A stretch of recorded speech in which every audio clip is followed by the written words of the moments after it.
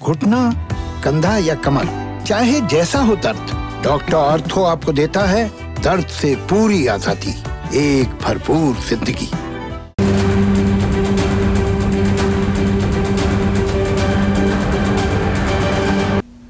नमस्कार, मैं हूं संदीप चौधरी। आज सबसे बड़ा सवाल में फिर से बात कोरोना की, क्योंकि आंकड़े भयावह हैं, भयावह। चौथा दिन है लगातार 1.5 लाख से ऊपर नए मामले आ रहे हैं। आज तो हद ही हो गई है। 1,84,372 नए मामले सामने आए हैं। पिछले 24 घंटों में कोरोना के चलते 1,027 लोगों की मौत हो गई है। कल यानी कि 13 अप्रैल को 1,61,000, 12 अप्रैल को 1,68,912 और 11 अप्रैल को 1,52,879 नए मामले सामने आए थे। और यहां पर अभी भी सब नॉर्मल है? नहीं, सब नॉर्मल नहीं है। थोड़ी करेक्शन करना चाहूंगा। 4 दिन पहले आपको ध्यान होगा, मैंने सबसे बड़ा सवाल उठाया था कि जो हमारे बच्चे हैं, अभी कुछ दिनों में बोर्ड की 10वीं और 12वीं की परीक्षाएं शुरू होने वाली हैं और भगवान ना करे हॉटस्पॉट्स में तब्दील हो गए एग्जामिनेशन सेंटर्स, तो हमारे भविष्य का क्या होगा, हमारे बच्चों का क्या होगा। सद्बुद्धि आई है, प्रधानमंत्री ने पहल की, शिक्षा मंत्री रमेश पोखरियाल निशंक के साथ बैठक की और अब सरकार ने यह फैसला लिया है। ये सीबीएसई की चिट्ठी भी है मेरे पास, जिसमें कहा गया है, looking to the present situation of the pandemic and school closures and also taking into account the safety and well-being of the students, it has been decided, यानी कि बच्चों की सुरक्षा, उनकी वेल-बीइंग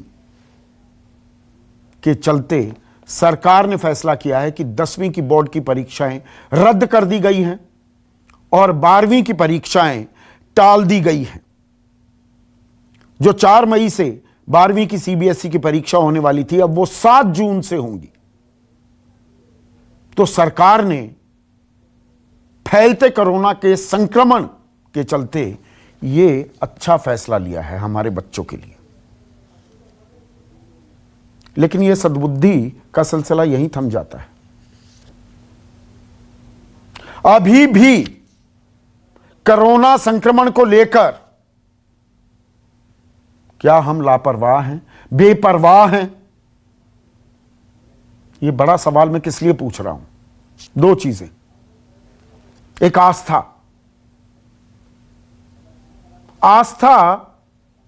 कोरोना पर हावी हो रही है क्या? और मैं भी एक हिंदू हूं, मेरी भी आस्था है। नवरात्र शुरू हो चुके हैं, मेरे घर में भी पूजा पाठ होता है, होना चाहिए जिसकी आस्था है। लेकिन आस्था के नाम पर जो डुबकी लगाई जा रही है, हरिद्वार में कुंभ मेला हो रहा है, 35 लाख से ज्यादा लोग आ चुके हैं। 30 अप्रैल तक यह कुंभ मेला चलना है। अमूमन ये 4 महीने तक चलता है, इस बार 30 अप्रैल तक ही चलेगा। लेकिन ये तस्वीरें देखिए, ये फुल स्क्रीन दिखाइए जरा तस्वीरें। ये मैं आज शाही स्नान था, आज की ये मैं तस्वीरें आपको दिखा रहा हूं। 2 बजे तक, दोपहर 2 बजे तक का आंकड़ा आपको बता रहा हूं। 9,43,452 लोगों ने डुबकी लगाई। आस्था की डुबकी है, भक्ति की डुबकी है। लेकिन कोरोना को खुला न्योता है, यह दावत दी जा रही है क्या? पूरी दुनिया में आप ऐसी तस्वीर नहीं देखेंगे। कल हरिद्वार में 594 कोरोना के केसेस पाए गए थे। पूरे हरिद्वार की बात कर रहा हूं। 102 श्रद्धालु कोरोना पॉजिटिव पाए गए थे। 20 साधु संतों को भी कोरोना हो गया। आज हरिद्वार का जो आंकड़ा है वो 525 है। पूरे उत्तराखंड में कोरोना बम फूट रहा है। 24 घंटों में 1,953 मामले सामने आए। और कल मैंने आपको बताया था, बयान भी चलवाया था सूबे के मुख्यमंत्री, वो क्या कहते हैं, तीरथ सिंह रावत, कि गंगा मैया का आशीर्वाद है। ये कोई मरकज थोड़ा है, वो तो बंद जगह में था, कोरोना फैल गया। ये खुला वातावरण है, गंगा मैया की कृपा है, कोरोना भाग जाएगा।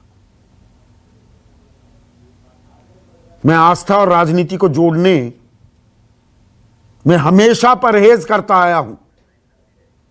ये अभी आपको लाइव तस्वीरें हम दिखा रहे हैं हरिद्वार की, यहां पर भी हुजूम देखिए। अब लोगों की आस्था है, लेकिन सरकार की व्यवस्था की भी तो जिम्मेदारी होती है। सिर्फ आस्था के नाम पर अनदेखी कर देंगे तो पिछले साल क्या हुआ था? मरकज में उसे लेकर कि जानबूझकर एक खास समुदाय को टारगेट किया गया कि ये कोरोना फैला रहे हैं देश में, हिंदू मुसलमान किया गया था। बड़े बड़े नेताओं ने आरोप लगाए थे, दिनों हफ्तों तमाम चैनलों ने इस पर चर्चाएं की थी। आज कोई सवाल नहीं उठा रहा। आस्था भी हम अलग अलग चश्मे से देखते हैं क्या? ये हम कोरोना को दूर भगा रहे हैं या अभी तो हम दूसरी लहर की बात कर रहे हैं, हम तीसरी लहर की भी तैयारी कर रहे हैं क्या? ये तमाम लोग देश के अलग अलग हिस्सों से हरिद्वार पहुंचे हैं, ये वापस अपने घर भी जाएंगे। तब आलम क्या होगा, तब मंजर क्या होगा? क्या इसके बारे में हमने सोचा है? अभी वहां के जिला अधिकारी का बयान आ रहा था कि नहीं, अभी कुछ सोचा नहीं है इस बारे में, मुकम्मल इंतजामात हैं और 30 तारीख तक कुंभ मेला चलेगा, शाही स्नान का दौर जारी रहेगा। एहतियात बरती जा रही है, जबकि आप भी जानते हैं, मैं भी जानता हूं, हरिद्वार प्रशासन जानता है, उत्तराखंड की सरकार जानती है, कोई थर्मल स्क्रीनिंग नहीं हो रही है। थर्मल स्क्रीनिंग करोगे, मास्क लगाने के लिए सख्ती की जाएगी तो वहां स्टैम्पीड जैसे हालात भी हो सकते हैं। यह एक हकीकत है। कोई स्क्रीनिंग नहीं हो रही है, एहतियात की नौटंकी की जा रही है। और यह तब जबकि देश में बेड्स की कमी है, आरटी-पीसीआर टेस्ट नहीं हो रहे हैं, टेस्ट हो रहे हैं तो 4 से 7 दिन लग रहे हैं, एम्बुलेंस नहीं आ रही है फोन करने पर, वेंटिलेटर्स की कमी है। कल मैंने आपको बताया था सूरत में इलेक्ट्रिक क्रेमेटोरियम की चिमनियां वो ही पिघल गई थी। इतने अंतिम संस्कार किए जा रहे हैं, 20-20 शव। अहमदनगर महाराष्ट्र की आपको तस्वीर दिखाई थी, एक साथ अंतिम संस्कार किया जा रहा है। लेकिन बात आस्था की है तो आप चुप्पी साधे रखिए। पूरे उत्तर प्रदेश में हड़कंप मचा हुआ है, वहां के तमाम बड़े अधिकारी कोरोना की चपेट में आ रहे हैं। मुख्यमंत्री योगी आदित्यनाथ वो कोरोना पॉजिटिव हो गए हैं, पूर्व मुख्यमंत्री अखिलेश यादव वो कोरोना पॉजिटिव हो गए हैं। पर आस्था के साथ साथ एक और चीज है जो कोरोना पर हावी है, वो है चुनाव। अभी हमने ब्रेकिंग न्यूज चलाई, 16 तारीख को, 16 अप्रैल को चुनाव आयोग ने एक सर्वदलीय बैठक बुलाई है। कुंभकर्णीय निद्रा से जागा है चुनाव आयोग। 4 फेज चुनाव, 159 सीटों पर अभी चुनाव होने बाकी हैं। पश्चिम बंगाल में अब याद आ रही है, 17 तारीख को 5वें चरण का चुनाव है और जो वहां पर भीड़ है, जो वहां पर नेता जा रहे हैं वो कोरोना पॉजिटिव हो रहे हैं। आम आदमी का क्या हाल होगा? टेस्टिंग वहां पर पहले के मुकाबले आधी हो रही है। मनगढ़ंत बातें नहीं कह रहा हूं, जग जाहिर है। लेकिन चुनाव से तो कोरोना डरता है ना, तो चुनाव के बारे में बात मत कीजिए। पिछले साल भी यही हुआ था, 24 मार्च को पहले लॉकडाउन की घोषणा की गई थी और आपको याद होगा 22 मार्च को मध्य प्रदेश में बाकायदा ताजपोशी हो रही थी। सवाल उठे थे कि 24 मार्च को ही लॉकडाउन की घोषणा क्यों की गई, कि पहले ताजपोशी हो जाए। मध्य प्रदेश में 22 तारीख को ताजपोशी हुई थी, आपको ध्यान होगा। कोरोना में 6 राज्यों में चुनाव हो रहे हैं। चुनाव से कोरोना नहीं फैलता। हां, स्कूल बंद हो जाएं या बोर्ड एग्जाम्स किए जाएंगे तो कोरोना फैल सकता है। यह एक अजीबोगरीब लॉजिक है। वो अच्छा किया सरकार ने कि टाल दी गई हैं और रद्द कर दी गई हैं 10वीं की सीबीएसई की परीक्षाएं। कुछ पेरेंट्स को, कुछ बच्चों को परेशानी होगी, उनके टेंशन लेवल बढ़ते हैं, मैं ये बात मानता हूं। लेकिन आज की तारीख में जिस तरह से स्प्रेड है, ऐसे कदम उठाने की भी जरूरत पड़ती है। यह मुश्किल वक्त है, यह जानते हुए मैं कह रहा हूं। ऐसे में एक छोटे बच्चे का एक वीडियो वायरल हो रहा है। वो हमारा मानस क्या है, हमारी सरकार, हमारी व्यवस्था क्या सोचती है, उसके बारे में क्या गाया है इस छोटे से बच्चे ने। पहले वो भी सुन लीजिए।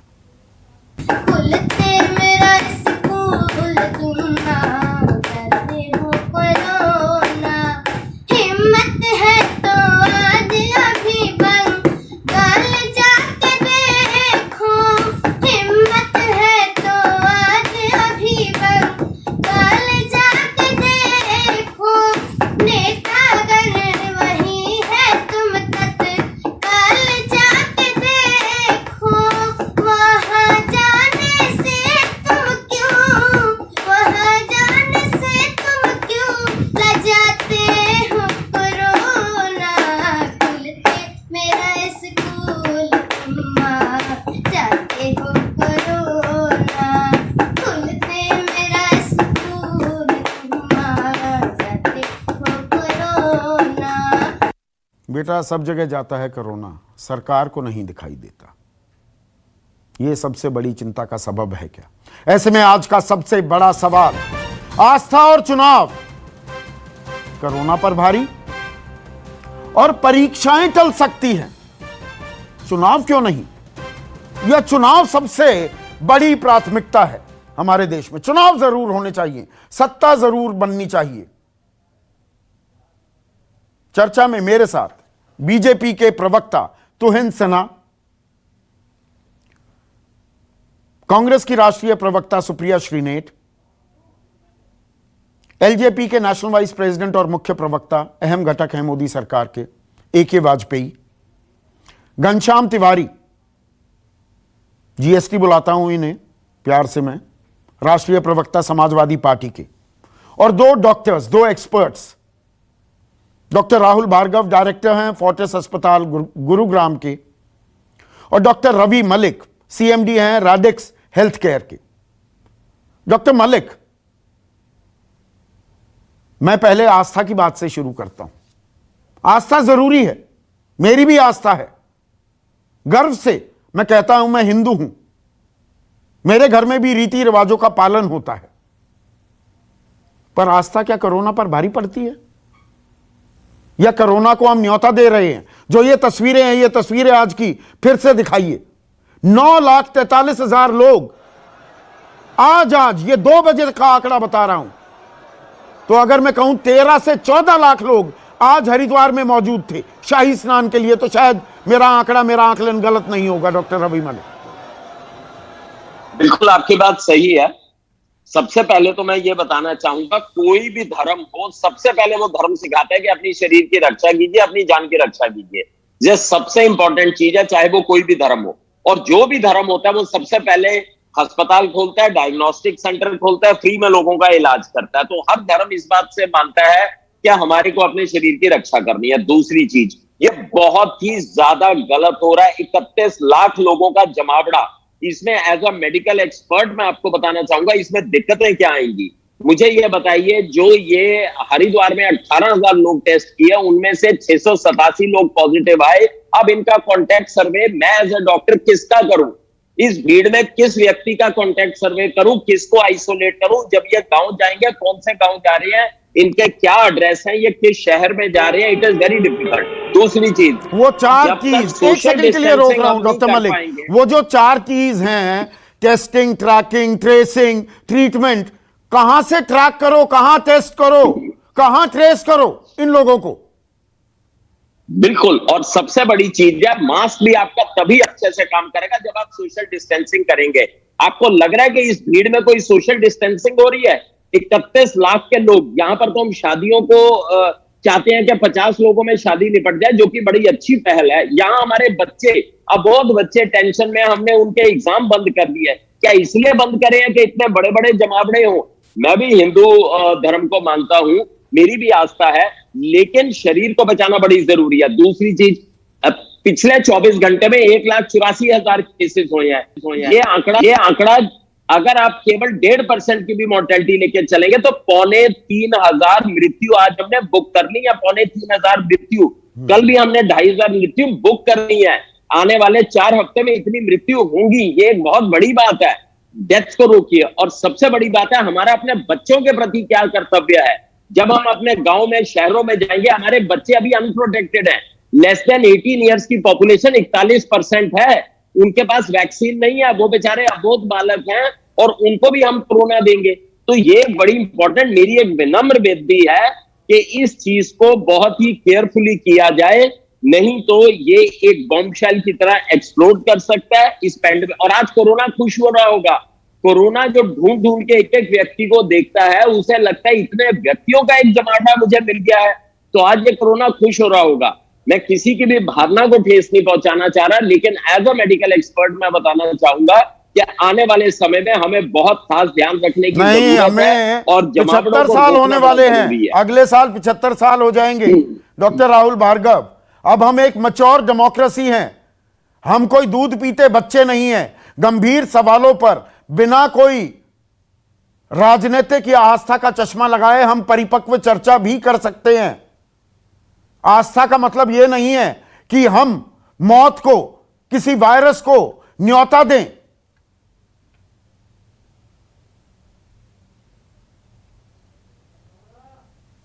मैं जितने भी मेरे पास पक्ष विपक्ष के लोग बैठे हैं उनके सामने आंकड़े रखना चाहूंगा और फिर एंड ऑफ द डिबेट में आप लोगों से वापस से पोलिंग कराऊंगा कि आस्था का पर्व मनाना चाहिए था कि नहीं मनाना चाहिए था। आज सबसे पहली बात, हमारे पास बेड की कमी है। 1,84,000 केस आए, कल 1,064 लोगों की डेथ हुई। रिवर्स पलायन स्टार्ट हो गया। रिवर्स पलायन का मतलब ये है कि बिहार से, उत्तर प्रदेश से हर 5 मिनट में एक कॉल आ रही है कि हमें बेड दिलवा दीजिए, बेड कमी है। हम कितने भी बड़े बड़े वादे करें, हमारे जो बेड्स हैं और ऑक्सीजन की कमी है वो आगे चल के आपको पता ही चल जाएगी और पता चल भी रही होगी कि पिछले 1 साल में हम कितने भी बेड बढ़ा दें, पर 135 करोड़ लोगों की जनसंख्या में इतने बेड नहीं बढ़ा सकते 1 साल में कि सबको ऑक्सीजन, वेंटिलेटर और सबको बेड मिल जाए। दूसरी चीज, तीसरी चीज समस्या ये है कि वैक्सीनेशन की गति नहीं बढ़ रही। हमें 1 करोड़ लोगों को वैक्सीन रोज लगानी थी, हम 36 लाख लोगों को वैक्सीन लगा रहे हैं। वैक्सीन के टीके नहीं, मेरा ये कहना है डॉक्टर राहुल भार्गव, वैक्सीनेशन की बात तो हम थोड़ी देर के लिए छोड़ दें। वैक्सीनेशन में देरी हुई, अब फिर से इमरजेंसी क्लियरेंस मिल गई है स्पुतनिक 5 को, चलिए वहां पर हम देख भी लेंगे। अरे कोरोना का संक्रमण ऐसे फैलता रहा तो वैक्सीन भी कम हो जाएंगी। संदीप जी, सबसे बड़ी बात है कि इसकी इफेक्टिविटी रेट देखिए, जो पिछले साल 5% से कम होती थी, आज वो 10 से 15% है। तो इतने बड़े जमावड़े में कितनी तेजी से कोरोना फैलेगा। हम टेस्टिंग बढ़ा नहीं रहे, टेस्टिंग के बाद हमारे पास पीसीआर किट खत्म होती जा रही है। दिल्ली, गुड़गांव में अगर मैं पीसीआर के लिए आज बुक कराता हूं तो वो कल परसों में आएगा, उसकी रिपोर्ट 4 दिन बाद आएगी। तो मेरा आज सबसे आह्वान है कि आप देखिए, ये देखिए 6 बजे का आंकड़ा आ गया है, 1 सेकंड के लिए रोक रहा हूं। 6 बजे का आंकड़ा आ गया है, 6 बजे तक, अब से सवा घंटे पहले गंगा मैया में, हरिद्वार में 13,51,631 लोगों ने डुबकी लगाई है। तो मैं जो आकलन कर रहा था, कम से कम 13 लाख लोगों ने तो आज डुबकी लगाई होगी, वही आंकड़ा आ रहा है, उससे भी 51,000 ज्यादा। डॉक्टर राहुल भार्गव, एक और आंकड़ा बता दूं कि इस साल इस आस्था के पर्व में 1,60,00,000 लोगों का जमावड़ा होने की आशंका है। 1,60,00,000, जब पूरा विश्व इस समय लॉकडाउन से और लॉकडाउन की बातें कर रहा है। सबसे बड़ी बात देखिए, मैं बड़ी बात नहीं कहूंगा, बुरा लग जाएगा सबको, पक्ष विपक्ष को, जितने भी राजनेताओं को जब जरूरत पड़ती है तो वो प्राइवेट अस्पताल में भर्ती ले लेते हैं, भर्ती होकर अपना इलाज कर लेते हैं। आप सोच रहे हैं आस्था के पद में जिनको आप डुबकी लगा रहे हैं, जब इनको कोरोना होगा, वेंटिलेटर की जरूरत होगी तो वो कहाँ जाएंगे, कैसे उनका इलाज होगा? आप बड़ी बड़ी बातें जरूर कर सकते हैं सर, पर आपको ये समझना जरूरी है हमारे पास बेड नहीं है। हाँ, नेताओं के लिए तो बेड का इंतजाम हो जाता है ना। कड़वी बात कह रहे हैं पर हकीकत बात कह रहे हैं। नेताओं के लिए तो इंतजाम हो जाएगा, आम आदमी मारा मारा फिरेगा, सीएमओ से पर्ची लेगा, किसी से पैरवी कराएगा। पैरवी कराने में भी आपको ही मेरे सहयोगी 3-4 बार कॉल कर चुके हैं। डॉक्टर मलिक आपको भी किया है ना, आपने कहा बेड ही नहीं है। डॉक्टर भार्गव आपको भी फोन किया, हिमांशु ने फोन किया, जी एक का इंतजाम कराइए, जानने वाला है, नहीं मिला ना बेड। बिल्कुल बिल्कुल सर, आप सब कैबिनेट से मेरा निवेदन है कि प्लीज गंभीरता को समझिए। ये फिगर फर्ज नहीं है, ये आस्था नहीं है, कोई धर्म नहीं है। हिंदू धर्म यही समझाता है कि दूसरे के बारे में सोचना और अपने शरीर के बारे में सोचना सबसे ज्यादा आवश्यक है।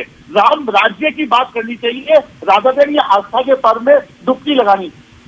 और इस चीज को और बढ़ावा मिलता है क्या तुहिन, अगर सूबे के मुख्यमंत्री कहते हैं यहाँ तो खुला वातावरण है, खुली हवा है, गंगा मैया की कृपा है,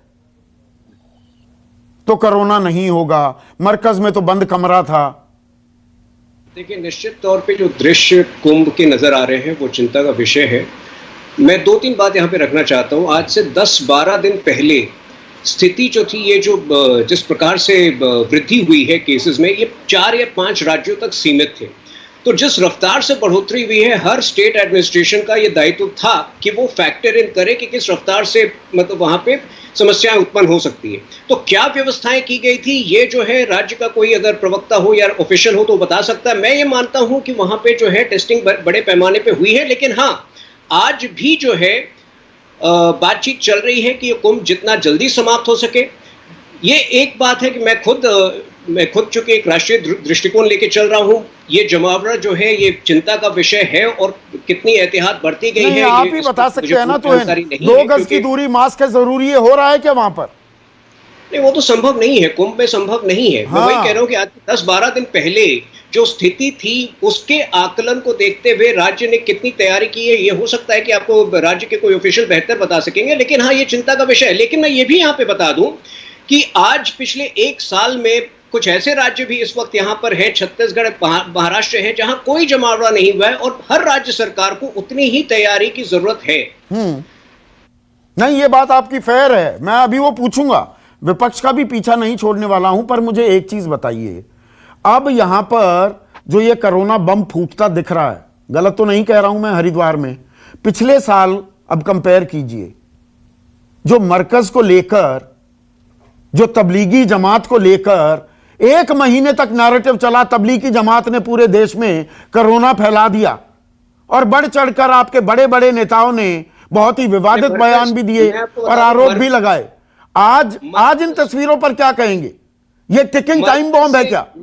प्रदीप जी, मैंने आपका सवाल सुना। मरकज से इसकी तुलना इसलिए गलत है क्योंकि दिल्ली में उस वक्त सेक्शन 144 लागू था ऑलरेडी, यहाँ वो लागू नहीं था। दूसरा जो है, मरकज की तरह ये लोग जो है नर्सेस के पीछे भागे नहीं थे, वो गंदगी नहीं फैला रहे थे। जो दृश्य आपके शायद आपके चैनल में भी होंगे, जब वो ब्लड टेस्ट के लिए आते थे, किस तरह से नर्सेस के साथ बदसलूकी हुई, तो मरकज के साथ पूरी तरह नहीं, वो तो जब अस्पताल ले जाया गया, पर जो निजामुद्दीन में हुआ, निजामुद्दीन से फैल गया, हरिद्वार से नहीं फैलेगा।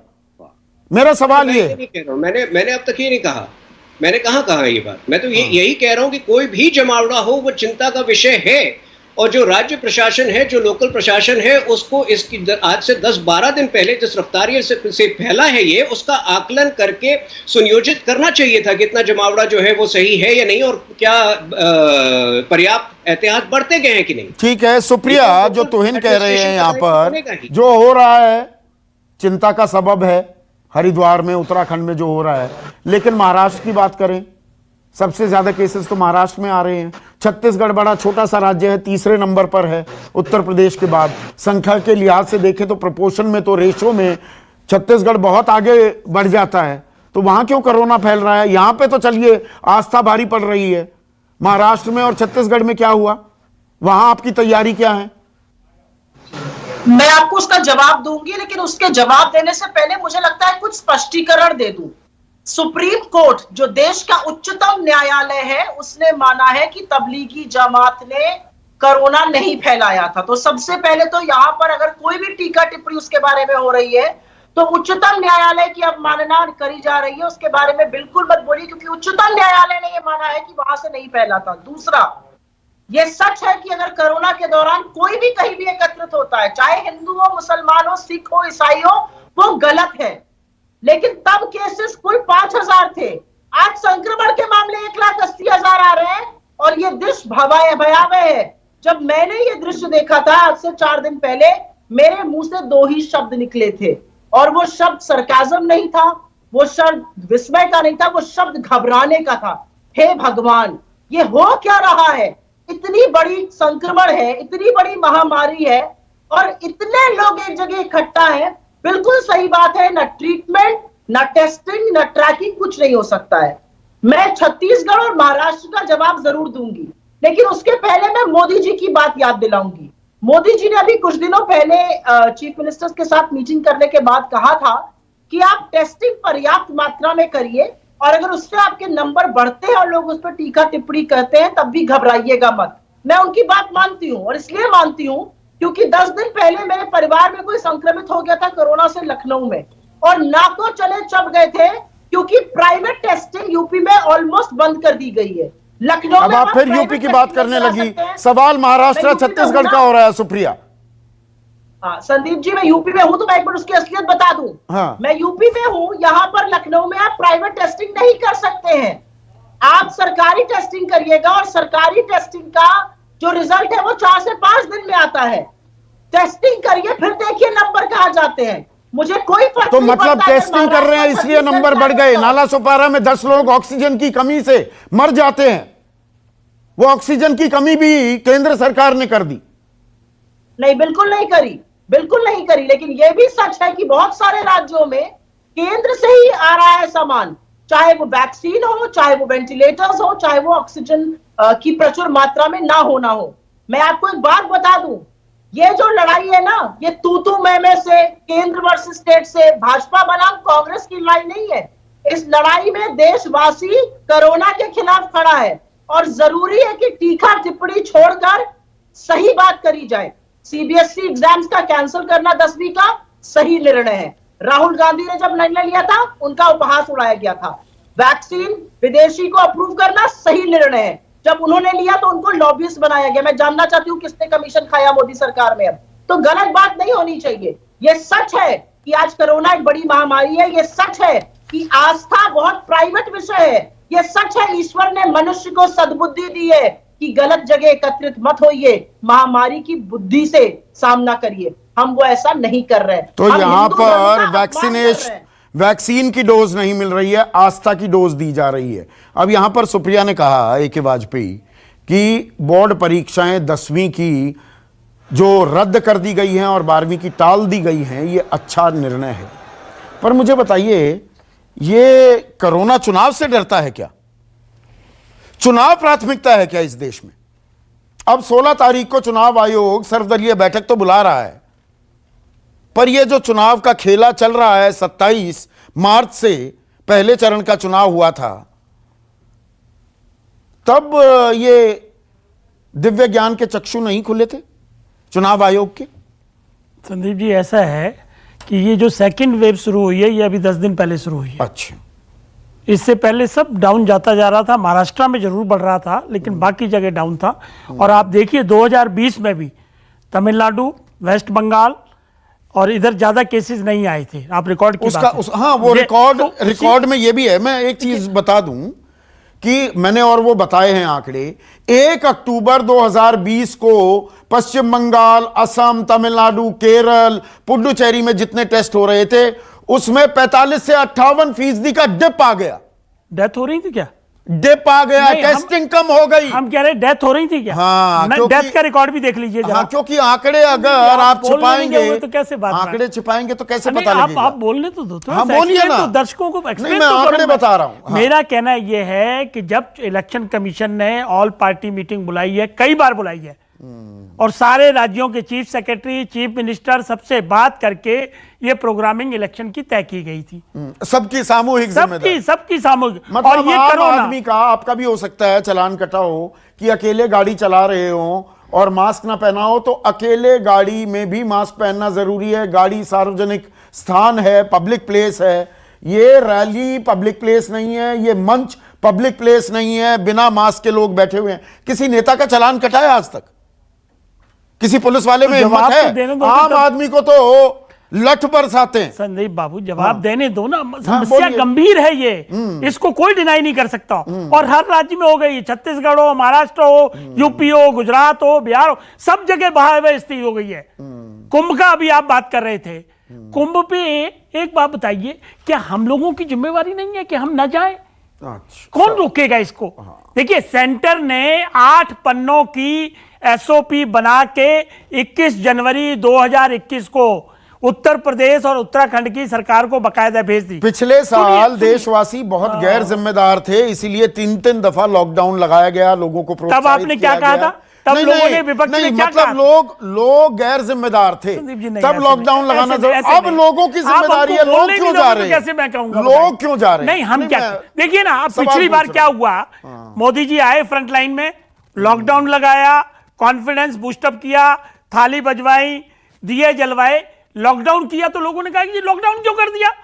वो तो ट्रंप का था, उसकी वजह से लॉकडाउन नहीं किया। ये तो चुनाव इस बार था, डुबकी लगवाई जा रही है। थी, तो इस बार डुबकी लगवाई जा रही है। पिछली बार ताली थाली, इस बार डुबकी लगवाई जा रही है। छोटी छोटी चीजों में नहीं जाना पड़ेगा। अच्छा, छोटी चीजें इनको इस तरीके से लेना पड़ेगा कि नागरिकों को खुद ही सारी एसओपी को लागू करेंगे, तभी इससे बचाव है। चुनावी रैलियों में भी लोग, बचाव नहीं हो सकता है। चुनावी रैलियों में भी लोग खुद ब खुद आ जाते हैं सुनने के लिए, इतने आतुर होते हैं। दूर दराज इलाकों से उनको पैसे देकर, पौवे देकर नहीं बुलाया जाता। ठूस कर की बातें करोगे, पौवे देकर बुलाया जा रहा है? नहीं बुलाया जाता। किस लिए बुलाएंगे? अच्छा, चुनाव में लोग आते हैं, अपना उत्साह होता है, अपने आप आते हैं, अपने आप आते हैं, ट्रकों में, बसों में बैठ के। जाइए इलेक्शन कमीशन को, नहीं, मैं नई इलेक्शन कमीशन को सारी पार्टियां, अच्छा, मेरे को 24 साल हो गए पत्रकारिता करते हुए। अच्छा, अपने आप आते हैं, गाड़ी बुक कराते हैं। इलेक्शन कमीशन ने बाकायदा सब पार्टियों को बार बार बुला के पूछा था, और अगर इतने ही कॉन्शियस सारी पार्टियां हैं तो क्यों नहीं कह दिया बीच में कि इसको इलेक्शन को रद्द कर दीजिए, चुनाव को रद्द कर दीजिए?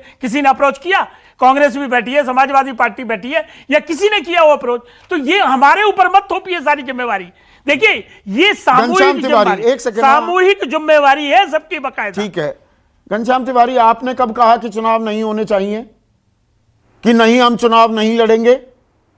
देखिए संदीप जी, 3 बातें हैं। पिछले 15 दिनों में जब देश में कोरोना के केसेस डबल हुए, आप ये देखिए देश का नेतृत्व क्या कर रहा था। पिछले 15 दिनों में क्या आपने प्रधानमंत्री की तरफ से, गृह मंत्री की तरफ से, या किसी महत्वपूर्ण भारतीय जनता पार्टी के नेता की तरफ से कोरोना के संबंध में कोई भी प्लान, कोई भी सोच, कोई भी विजन आपने देखा है? नहीं देखा होगा। सारे लोग बंगाल में व्यस्त थे। जब इलेक्शन कमीशन ने 8 फेज इलेक्शन बंगाल में अनाउंस किया, उसने पूरी सरकार को ले जाकर बंगाल में बिठा दिया है। सवाल ये नहीं कि अकेली बीजेपी की बात क्यों कर रहे हो? आज राहुल गांधी भी गए हैं, अभी मैं सुप्रिया से सरकार, आज राहुल गांधी भी हैं, क्योंकि सरकार में ये लोग हैं, क्योंकि सरकार में तो ये लोग हैं। अब ऐसे समय में जब इनको लगा कि सारे बांध टूट गए हैं, तो एक दिन में सारी वैक्सीन जारी कर दी गई, एक दिन में एग्जाम रद्द कर देंगे, एक दिन में आप नए एसओपी ले आएंगे। ये सारी चर्चाओं में मैं साफ तौर पे कहना चाहता हूं कि इस देश का भंटादार नरेंद्र मोदी जी और उनकी सरकार ने कर दिया है। अच्छा। ऐसे में आपके दर्शक के लिए मैं एक बात कहना चाहता हूं कि अखिलेश यादव तो चुनावी प्रचार में जाते नहीं है, अखिलेश यादव तो पंचायतों में जा नहीं रहे हैं, अखिलेश यादव जी जा नहीं रहे हैं। अखिलेश यादव जी देश की सरकार नहीं चला रहे थे। देश की सरकार की जिम्मेदारी थी, जो भंटादार हो गया है। उसमें अखाड़ा परिषद के अध्यक्ष महंत नरेंद्र गिरी से तो मिलने नहीं गए, आशीर्वाद लेने नहीं गए, वो कुंभ में थे। क्या वो स्वास्थ्य मंत्री हैं देश के? क्या वो बैठ करके प्रधानमंत्री का ट्वीट फॉरवर्ड कर रहे थे? लेकिन मैं अपनी बात पूरी करना चाहता हूं। अगर कोई भी दर्शक जो देख रहा है, ये समझ लीजिए कि ये कोरोना से लड़ाई आपकी निजी लड़ाई है, क्योंकि सरकारी सिस्टम ध्वस्त हो चुका है, चाहे वो उत्तर प्रदेश हो या देश भर का सिस्टम हो। अगर आप ये जो लगभग 2 लाख के आंकड़े देख रहे हैं, इसका मतलब ये है कि इसमें से 1% या 10% हो, 12% हो, इतने लोगों को ऑक्सीजन की जरूरत पड़ेगी। 5% लोगों को बेड की जरूरत पड़ेगी। अगर कोई वाकई आंकड़ों के आधार पर प्लानिंग करना चाहे तो आप प्रेडिक्ट कर सकते हैं कि हमारे देश में किस किस चीज की किल्लत है, उसके हिसाब से किन किन चीजों की व्यवस्था करनी पड़ेगी और प्रतिदिन के रूप में व्यवस्था करनी पड़ेगी। दुनिया भर में हॉस्पिटलाइजेशन रेट को आधार माना जाता है कोविड के लिए की व्यवस्था करने के लिए। क्या इस सरकार ने कोई भी इस तरह का प्लान जारी किया है? दरअसल इस सरकार के पास ना नेतृत्व है ना प्लान है। ऐसे में जो देश का नागरिक है उसे अपने परिवार के लिए राजनीतिक जमात पर सवाल नहीं है क्या सुप्रिया श्रीनेत? ये पूरी राजनीतिक जमात पर सवाल नहीं है क्या? चुनाव लड़ना है, आप कहिए, आपने रेड फ्लैग, आपने कहा, राहुल गांधी, प्रियंका गांधी ने कहा कि बोर्ड के इम्तिहान नहीं होने चाहिए। कब कहा गया कि चुनाव नहीं होने चाहिए? आज राहुल गांधी क्या पश्चिम बंगाल में नहीं है? आपको मालूम नहीं है पश्चिम बंगाल में संक्रमण का कितना बड़ा खतरा है?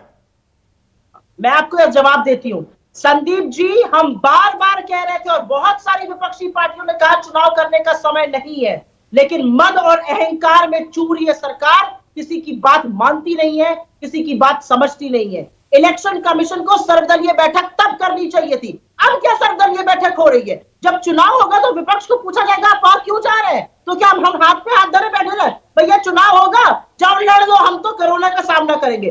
कोरोना का सामना मिलकर करना था, चुनाव अभी नहीं होने थे। मैं एक बात आपसे पूछना चाहती हूँ, बेंड इट लाइक बेकहम किसने यूज किया था? सरकार ने, कि कर्व बेंड हो गया है। किसने कहा था फार्मेसी ऑफ द वर्ल्ड है, वैक्सीन की किल्लत हो गई? किसने कहा था एंड गेम ऑफ कोरोना है? उसी अहंकार और मद के चलते आज कोरोना हमारे सर पर तांडव कर रहा है और हमारी सरकार को सुई पटक सन्नाटा है या इतना भी नहीं पता है कि क्या किया जाए कोरोना में। यह असलियत है आज। ये सच है कि सरकार के पास ना रणनीति है, ना सोच है, ना कोई नियम और कानून बने हैं। ये सच है कि सरकार की एक साल में प्राथमिकता ना वैक्सीन थी, ना रेमडेसिविर दवाई थी। अगर होती तो उस दवाई की आज कालाबाजारी नहीं होती, उस दवाई की आज किल्लत नहीं होती। अगर होती तो वैक्सीन देशवासियों को मिलता। कोवैक्सीन, कोविडशील्ड किसने बनाई? 80 देशों में हमने किया भी। सेकेंड वेव को अगर एंटिसिपेट नहीं कर पाए तो क्या जो तैयारियां सरकार ने की, जो हमने मास्क बनाए, जो पीपीई किट बनाई, वेंटिलेटर्स में जो इजाफा हुआ, वो सब कुछ 0 बटा लड्डू हो गया? आप ये कह रही हैं सुप्रिया श्रीनेत? आज के हालात देखिए ना आप, रेमडेसिविर का इंजेक्शन की जबरदस्त ब्लैक मार्केटिंग हो रही है। एक साल में हमारे देश में रेमडेसिविर पर्याप्त डोजेज नहीं बन पाई। क्या बात कर रहे हैं आप लोग? आज एक साल बाद वेंटिलेटर्स नहीं है, आज एक साल बाद वैक्सीन नहीं है। हम फार्मेसी ऑफ द वर्ल्ड कहे जाते थे, हम ताली बटोर रहे थे, विश्वगुरु बन रहे थे और हमारे यहाँ लोग बिना वैक्सीन के मर रहे हैं। तो एक सेकंड तो हिंद ना, क्या हम और हाइपरटेंशन है, उनको वैक्सीन क्यों नहीं लगेगी? मुझे पूछना है ये सवाल बीजेपी के प्रवक्ता। मैं पूछ रहा हूँ। एक सेकंड, अब तो इनको लाइए स्क्रीन पर। एक सेकंड सुप्रिया, तो did we start celebrating too early? हमने जश्न मनाना में जल्दबाजी कर दी, कोरोना पर जीत हासिल कर ली, चाइना ने कोरोना फैलाया, पूरी दुनिया को भारत ने बचाया, अब यहां पर हम इस आलम में आ गए। देखिए, अभी कांग्रेस की प्रवक्ता ब्लैक मार्केटिंग की बात कर रही थी। मैं महाराष्ट्र में बैठा हूं। अगर कोई राज्य सरकार ने पिछले 1 साल में पूरी की पूरी हमारी लड़ाई खराब की है, और ये डेटा के आधार पर मैं कह रहा हूं, तो वो महाराष्ट्र की सरकार है। क्योंकि ब्लैक मार्केटिंग हर जगह पे हुई है। मैं आपको जो है बिल्स दिखा सकता हूं बीएमसी के, जो रेमडेसिविर 600 रुपये में इन्होंने ही 2 हफ्ते पहले खरीदे थे। 2 दिन पहले ये 1500 रुपये में खरीदते हैं। आज पिछले 1 हफ्ते में कम से कम 3 कॉल्स तो मुझे आते हैं ऐसे पेशेंट्स के, फैमिली मेंबर्स के, जो कि बिल्कुल क्रिटिकल कंडीशन में, जब बीएमसी में जो डैशबोर्ड है वहां पे उपलब्धता दिखाई जाती है कि 20% बेड्स है, लेकिन वो सारे के सारे बेड गुजरात की बात भी, आपके वहां के अध्यक्ष सीआर पाटिल सूरत और बाकी जगह के व्यापारियों को कहते हैं जितनी रेमडेसिविर हो सकती है उसे खरीद लो। खरीदी गई कि नहीं खरीदी गई और अपने लोगों में बांटी गई? वो ब्लैक मार्केटिंग नहीं होती क्या? नहीं थी, वो काला बाजारी नहीं, वो कुछ और है। मैं आपको बता दूं, वो ब्लैक मार्केटर्स के खिलाफ एक मुहिम थी। यही चीज आज महाराष्ट्र में हो रहा है। मैं आपको बता रहा हूं, जो सोशल मीडिया वॉरियर्स हैं हमारे, वो मुहैया करा रहे हैं, क्योंकि ब्लैक जो यहाँ के जो कॉर्पोरेटर्स हैं, यहाँ के जो पॉलिटिकल डिस्पेंसेशन है, वहां के लोग जो हैं, अब मेडिसिन की बात तो दूर करिए, जो बीएमसी के जो हॉस्पिटल बेड्स हैं उसकी होर्डिंग चल रही है। जो मैं बड़ा पॉइंट मैं ये कह रहा हूं कि अगर ये लड़ाई देश की खराब हुई है तो आज भी डेटा के आधार पर आप देख लीजिए कि कुल पिछले 1 साल में कितने प्रतिशत तो मरीज केवल महाराष्ट्र के हैं, कितनी मृत्युएं यहां पर हुई और उसका कारण क्या है? या ये चुनाव, ये लोकतंत्र का मेला, ये हमारी लड़ाई को खराब नहीं कर रहे हैं। परीक्षाएं हम नहीं करवाएंगे क्योंकि बच्चों को सुरक्षा प्रदान करनी है, लेकिन चुनाव होने चाहिए, लोकतंत्र उससे मजबूत होता है, कोरोना भाग जाता है। तो पूरा संचालन, उसकी जिम्मेदारी जो है चुनाव आयोग पे है। कल को अगर चुनाव आयोग ये निर्णय लेती है कि कल से जो है सारे रैलीज बंद हो जाए और केवल डिजिटल माध्यम पे चुनाव हो, तो हम तो इसको स्वीकार करेंगे, हम इसका स्वागत करेंगे, क्योंकि सबको पता है मुझे नहीं मालूम था इतनी स्वायत्ता, हमें महारत हासिल है। पर एक प्रीमियम दिया जाता है कि वाजपेयी ऑटोनोमस बॉडी है, तो इतनी स्वायत्ता, ये मेरे लिए नया ज्ञानवर्धन हो रहा है। सवाल क्या है, सब मालूम है आपको, election commission has to decide. अगर ये पॉलिटिकल पार्टी जाके उनको अप्रोच करेंगी सब, क्योंकि स्वायत्त संस्था है। बिल्कुल है, उसमें कहां दिक्कत है, जो कहेगी वो करना मानना पड़ेगा, सबको बाउंड करना पड़ेगा। और दूसरी बात सुनिए, ये बैठे गुमराह कर रहे हैं लोग यहाँ पे, वैक्सीन लगाने के लिए क्या क्या बयान आ रहे थे, इससे इंपोर्टेंट हो जाओगे, ये बीजेपी की वैक्सीन है, ये सब पार्टियों ने यही बोला है। मतलब गुमराह करने की सारी सीमाएं तोड़ दी इन्होंने। अगर वैक्सीन शुरू से लगनी चालू हो जाती तो ये नौबत शायद नहीं पहुंचती। और वैक्सीन कह रहे हैं जी इन्होंने बाहर भेज दी, बाकी देशों को भेज दी, तो क्या इंटरनेशनल ऑब्लिगेशंस नहीं होते किसी कंट्री के? क्या देखिए, हमारे यहाँ आज ही स्टेटमेंट आई है हेल्थ मिनिस्ट्री की कि कोई कमी नहीं है आपूर्ति में, वैक्सीनेशन मिसमैनेजमेंट हो रहा है, स्टेट के पार्ट पे हो रहा है। अच्छा, हमारे सेंटर के पार्ट पे कोई बकायदा कमी नहीं है। अभी 2 बजे स्टेटमेंट आई है, कोई कमी नहीं है। डॉक्टर राहुल भार्गव, वैक्सीन की वो सेंटर्स वैसे ही खामखाम बंद हो गए हैं। जो वैक्सीन लगवाना चाहता है जाइए, फोन करिए और आधे घंटे में काम खत्म। वैक्सीन लगाइए, आधे घंटे वहां बैठिए, देखिए चक्कर वगैरह तो नहीं आ रहा है और घर जाइए। ऐसे ही हो रहा है। संदीप जी, जमीनी हकीकत बहुत अलग है, ये हमको समझना जरूरी है। अगर हम रेमडेसिविर की बात करें, मार्च में सारी कंपनीज ने प्रोडक्शन बंद कर दिया था क्योंकि कोई फॉरवर्ड प्लानिंग नहीं थी। अमेरिका में इंफेक्शियस डिजीज कंट्रोल एक सोसाइटी है, एक एंथनी फॉसी उसके चेयरमैन है, जो फॉरवर्ड प्लानिंग करते हैं, ये देखते हुए कि कितनी वेव्स आ सकती हैं। आज मिशिगन में 30% लोग म्यूटेंट से ग्रसित है, तो वैक्सीन वहां तरीके से जा रही है, बाकी जगहों से निकाल के। This is called intelligent planning. हमने मार्च के महीने में ये सोच लिया था कि हमने कोरोना को हटा दिया। देखिए, जब हम आम जनता की बात करते हैं, सारे पक्ष और विपक्ष वाले लोग कह रहे हैं कि जनता की अपनी अधिकार है, अपनी चीजें देखना जरूरी है कि किस तरीके से वो कोरोना से बचते हैं। बट उनको जो इंफॉर्मेशन आती है वो भी तो सरकार के माध्यम से आती है। वो न्यूयॉर्क टाइम्स तो नहीं पढ़ते, वो वॉल स्ट्रीट जर्नल नहीं पढ़ते, वो WHO का बुलेटिन नहीं पढ़ते, वो आपके भाषण और आपकी पत्रकारिता और आपके न्यूज चैनल पढ़ते हैं, उनसे समझते हैं। तो मार्च के महीने में लोगों को ये सिखा दिया गया कि हमने कोरोना को हरा दिया है, तो उसकी कीमत आज हमको भुगतनी पड़ रही है। हमारे देश में क्या फॉरवर्ड प्लानिंग नहीं है? हम मार्च में पहुंच गए और आज जनता को कह रहे, आप जनता से आप पूछिए उतर के संदीप चौधरी जी, तो जनता कहेगी कोरोना कहाँ है? जब कुंभ में कोरोना नहीं है, जब बंगाल में कोरोना नहीं है, तो कोरोना हम पे क्यों है? वो लड़ाई कर रहे हैं इस बात पे। बिल्कुल लड़ाई कर रहे हैं। वो जो देखेंगे, नेताओं को देखते हैं, यथा राजा तथा प्रजा, ये ऐसे ही मुहावरा नहीं गढ़ा गया है। एक सेकंड, डॉक्टर रवि मलिक, सवाल ये भी है, और मैंने इस बात की तारीफ की सरकार की कि देखिए सद्बुद्धि आई, प्रधानमंत्री ने पहल की, 10वीं की बोर्ड की परीक्षाएं जो हैं वो रद्द कर दी गई हैं, 12वीं की टाल दी गई हैं, तो ये चुनाव क्यों नहीं टल सकते थे? चुनाव बहुत जरूरी है देश में। डेफिनेटली आपकी बात बिल्कुल ठीक है। जब हम 10वीं 12वीं की कक्षा को, जिसमें कि केवल 35 लाख बच्चों का जमावड़ा होना है, तो इलेक्शन में तो पूरी जनता का ही जमावड़ा होना है, ये भी टाल सकते थे। क्योंकि हमें ये समझना बड़ा जरूरी है, परिस्थितियां बिल्कुल भी अनुकूल नहीं है। ये महामारी का विषय है, 100 साल में एक बार आती है। पिछली बार 5 करोड़ लोगों की जान लेके गई थी, इस बार कितनों की लेके जाएगी अभी तक कोई प्रेडिक्ट नहीं कर सकता है, क्योंकि जिस तरह से इसके बार बार वेव आ रहे हैं। मैं आपको बता दूं, पिछली बार भी 4 वेव्स आए थे, लोग खुश हो गए थे पहले वेव के बाद कि अब चला गया, अब नहीं आएगा, दोबारा।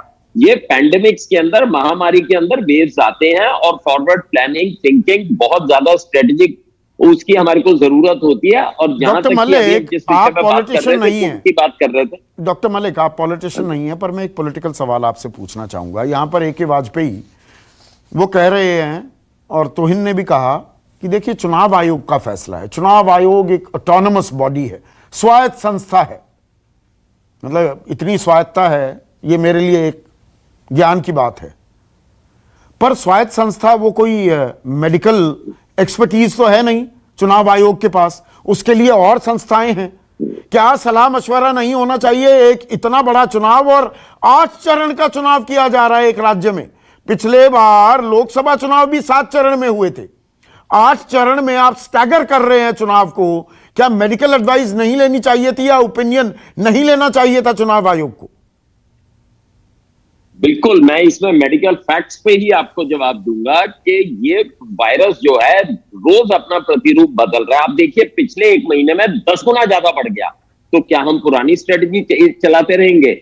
इसकी म्यूटेशंस हो गई, इसके नए स्ट्रेन्स आ रहे हैं, तो क्या हम म्यूटेट नहीं करेंगे? हम अपनी स्ट्रेटजीज को चेंज नहीं करेंगे? ये बड़ी इंपॉर्टेंट चीज है हमारे लिए समझने के लिए कि इसकी स्ट्रेटजी हर 2 घंटे में हमें चेंज करनी पड़ेगी। किस तरह से मूवमेंट कर रहा है उसी तरह से दुश्मन को हमें पछाड़ना पड़ेगा। उसके लिए कम से कम, अदरवाइज हम हार जाएंगे। हाँ, कम से कम एक आम सहमति तो होनी चाहिए। जीएसटी, लास्ट कमेंट, वो आम सहमति कहां है? यहां पर तो एक दूसरे पर आरोप प्रत्यारोप, जूतम पैजार हो रही है बस। देखिए, क्योंकि आप संदीप जी, आपका कार्यक्रम दर्शक देखता है और समझता है कि उसके लिए आगे क्या उपयुक्त कदम होंगे, तो मैं सिर्फ ये कहूंगा सरकारों को ये सोचना चाहिए। पिछले 1 साल में अलग अलग राज्यों ने बहुत सारे उपयुक्त कदम ठीक से लगाए हैं। जैसे दिल्ली का कोविड ट्रैकिंग सिस्टम बहुत बेहतरीन सिस्टम है, देश भर के अनेक राज्य उसका उपयोग कर सकते हैं। शहर जहां पर भीषण समस्या है वो कर सकते हैं। फॉरवर्ड प्लानिंग की जिसकी बात डॉक्टर भार्गव ने कही और डॉक्टर मलिक ने कही, उसकी तुरंत आवश्यकता है और सफिशिएंट डेटा है जिसके आधार पर किया जा सकता है। लेकिन अगर सरकार वो निर्णय क्षमता नहीं दिखाएगी और केंद्र सरकार नहीं दिखाएगी, वो नेतृत्व नहीं दिखाएगी, तो ये चीजें नहीं होंगी। और आपका आम दर्शक जो इस समय हताशा के दौर में है, वो उसी तरीके से हताश रहेगा। तो इस समय जरूरी है कि सरकार वो निर्णय क्षमता दिखाए, वो नेतृत्व दिखाए। बिल्कुल नहीं तो परेशानी का सबब तो आम जनता को ही भोगना पड़ेगा। फिर से बता रहा हूं, कई बार कह चुका हूं, वो सरकारी बस में सवार हम मुसाफिर हैं और अपने सामान और जान के लिए खुद ही जिम्मेदार हैं। व्यवस्था कुछ ऐसी बन गई है, लेकिन सरकार को फॉरवर्ड प्लानिंग करनी होगी और राजनीतिक विद्वेष भुलाकर एक आम सहमति बनाकर एक राह तय करनी होगी। सोचिए इस बारे में। नमस्कार। खास जड़ी बूटियों से बना पेट सफा आयुर्वेदिक चूर्ण आज ही ले आएं। पेट सफा पहली रात से ही असर दिखाता है और इसकी आदत भी नहीं पड़ती। पेट सफा, हर रोग दफा।